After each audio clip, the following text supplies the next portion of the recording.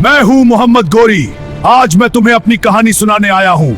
मेरी शुरुआत, मेरा जन्म 12वीं शताब्दी में अफगानिस्तान का क्षेत्र में हुआ। मेरे बड़े भाई गियत अल दीन मोहम्मद ने गोरी साम्राज्य को मजबूत किया और मुझे भारत की ओर अपने साम्राज्य का विस्तार करने की जिम्मेदारी मिली। उस समय भारत में कई शक्तिशाली राजपूत राज्य थे।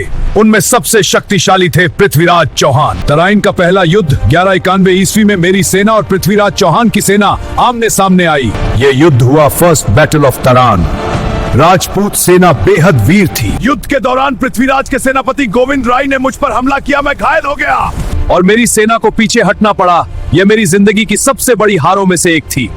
मैं पराजित होकर युद्ध भूमि से भागा, लेकिन कहानी यहीं खत्म नहीं हुई। बदला और वापसी 1192। हार ने मुझे कमजोर नहीं किया, उसने मुझे और खतरनाक बना दिया। मैंने 1 साल तक अपनी सेना को फिर से तैयार किया, नई रणनीति बनाई और फिर 1192 में मैं फिर लौटा। इस बार वही मैदान, लेकिन इतिहास का सबसे निर्णायक युद्ध, सेकेंड बैटल ऑफ तरान। मेरी सेना ने तेज घुड़सवारों और रणनीति से राजपूत सेना को घेर लिया।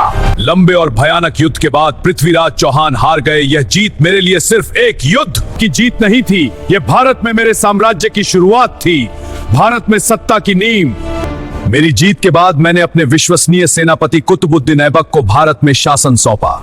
उसी ने आगे चलकर दिल्ली में एक नया राजवंश स्थापित किया, दिल्ली सुल्तानेट। यही वह पल था जिसने भारत के राजनीतिक इतिहास को बदल दिया। मेरी कहानी का अंत 1206 ईस्वी में मेरी हत्या कर दी गई, लेकिन मेरी जीत ने एक ऐसा साम्राज्य शुरू किया जिसने कई सदियों तक भारत के इतिहास को प्रभावित किया।